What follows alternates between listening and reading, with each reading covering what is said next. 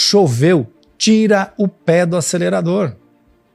Entrou numa curva, entenda que quando você está indo em linha reta, a dianteira é pesada, a traseira é leve.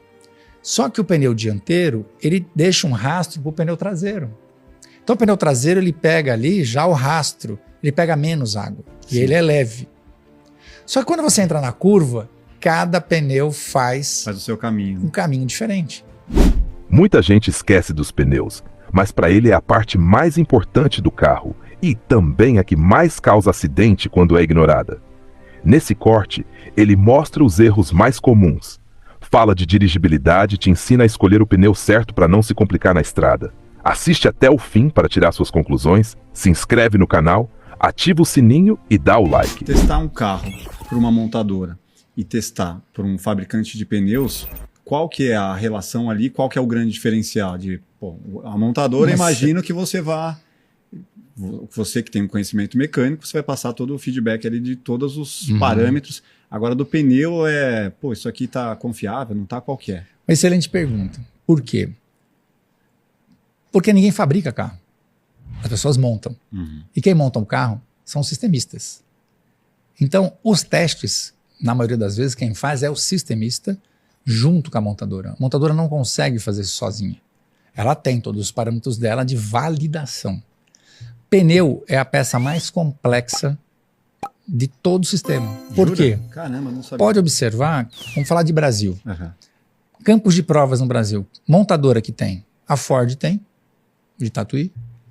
A GM tem, que é o de Cruz Alta. Acabou. De pneus, Pirelli tem. Goodyear tem. Bridgestone tem. Então, e as montadoras, inclusive, utilizam os campos de provas de pneus, porque pneu é uma ciência. E 60% de um carro é pneu. O que dá tração num carro é pneu. O que faz um carro frear é pneu. O que suporta o peso é pneu. O que vai te envolver num acidente perigosíssimo pode ser o pneu. Então, você imagina, para o carro, o pneu, quando a gente fala de tração, ele só é uma engrenagem. Então, para o câmbio, é uma engrenagem. E se essa engrenagem não estiver legal, atrapalha a tração. Para o amortecedor, né, a própria suspensão, o amortecedor é um pneu, que é o primeiro que pega o evento e manda para a suspensão.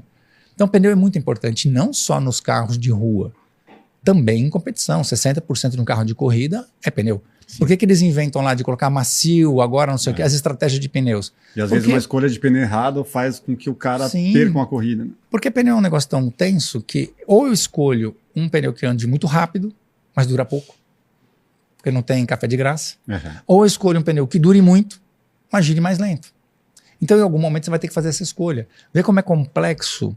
Não era mais fácil você fazer um pneu que fosse rápido e durasse muito? Tá, gostaríamos muito, mas a vida não é assim. E aí as situações adversas, né? Cai uma chuva, pneu da chuva, que aí é uma outra... E são dois pneus de chuva. Aí você tem um pneu de seco, aí você tem um pneu de chuva intermediário e tem um pneu de chuva intensa, que no Brasil, inclusive, nesse ano foi a primeira vez que eles tiveram que usar o pneu de chuva intensa. Então tem dois pneus de chuva. Isso muda tudo para o piloto. Muda tudo, muda tudo. Muda a suspensão, então eles mudam o acerto, o carro fica mais mole.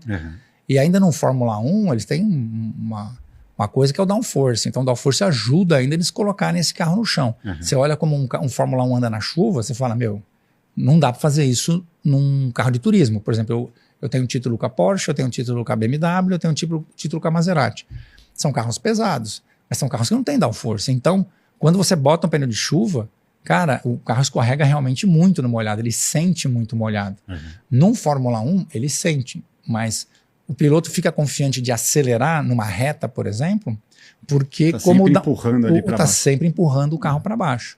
Logo chega uma hora ou de nível de pista. O grande problema de aquaplanagem que os carros têm, não é nem exatamente, no caso de Fórmula 1, não é nem só os pneus, é que eles são tão baixos que pega no assoalho. E aí ele levanta. E aí perde a aderência. Sim. Mais do que a quantidade de pneu que entra, a quantidade de água que entra dentro do pneu, em função do downforce. O momento crítico do Fórmula 1 na chuva é na frenagem, curvas de baixa, rápido, tira o pé. A frente, ela chega no evento. Quem chega depois? Você. Por último, o eixo traseiro. E quando você está em deslocamento, você não vive com o passado, você vive só com o futuro. O que eu quero dizer? Numa aquaplanagem, quem chega primeiro? O eixo dianteiro. Quem chega depois é você. Você não fica assim, né? Deixa eu esperar o eixo traseiro entrar. Não, você tá... Porque a dianteira... Sim. A traseira está só acompanhando, ela só segue à frente. Então, quando ela desarma, a correção correta qual é? Virar o volante para o lado contrário da curva. Pensa, eu estou virando para a esquerda, a traseira escapou, eu tenho que virar o volante para falar para o Tico, falar para o Teco, virar o volante para a direita quando eu quero ir para a esquerda. Para alguém que não tem técnica nenhuma de drift, não faz a mínima noção. Ele não tem a técnica. Por ele não ter treinado isso, ele tem um ato reflexo. Se ele treina, ele troca o ato reflexo por um ato condicionado. Então ele faz, de 1000 vezes que ele fez, é automático, ele não pensa para fazer. Sim. Então, um cara que faz hoje drift, quando o carro faz esse movimento, virar para a direita é instintivo. Sim. Porque ele treinou 1000 vezes, ele não pensa mais para fazer isso, né? Pega um carro de corrida, que não é drift. Fazer drift para ele é muito complexo, porque tudo que ele não quer é o carro saindo de traseira. Então ele briga para o carro não sair. O cara do drift, quando sai, ele já sentiu, ele já viveu aquilo 1000 vezes. Ele provoca isso, né? Mas até você não ter vivido isso, o que acontece? Quando você vem e o carro escapa, uma pessoa normal, e ele vê que vai perder o carro de controle, como não é algo natural para ele, porém tem um risco envolvido, pelo córtex visual, auditivo e sinestésico vai entrar uma informação. Perigo. Isso vai armar a sua amígdala cerebral, que é responsável, né, pelas suas questões de instinto de sobrevivência, né, e pertencimento. Na hora que ele arma, ele manda uma descarga elétrica para as glândulas suprarrenais e para as glândulas adrenais. Vai vir uma tropa de elite de substância na sua corrente sanguínea. A mais potente delas, a adrenalina. Por que quando a gente se assusta, nosso coração bate muito forte? Porque o coração tem que mandar rápido sangue com adrenalina para membros de ataque e fuga. Perna para correr e braço para dar pancada. É para lá que o sangue vai e ele vai para o músculo que está agregado ao esqueleto. Se olha para o sujeito, ele está branco que nem papel. Tem uma vasoconstrição. Então, tudo isso acontece com você numa fração de segundo. Então não adianta você falar para o cara assim, numa aquaplanagem não freie. Você vai frear, é mais forte do que você. É um ato reflexo. Sim. Choveu, tira o pé do acelerador. Entrou numa curva, entenda que quando você está indo em linha reta, a dianteira é pesada, a traseira é leve. Só que o pneu dianteiro, ele deixa um rastro para o pneu traseiro. Então o pneu traseiro, ele pega ali já o rastro, ele pega menos água. E ele é leve. Só que quando você entra na curva, cada pneu faz o seu caminho. Um caminho diferente. Então o pneu traseiro ficou vulnerável na onda do pneu dianteiro.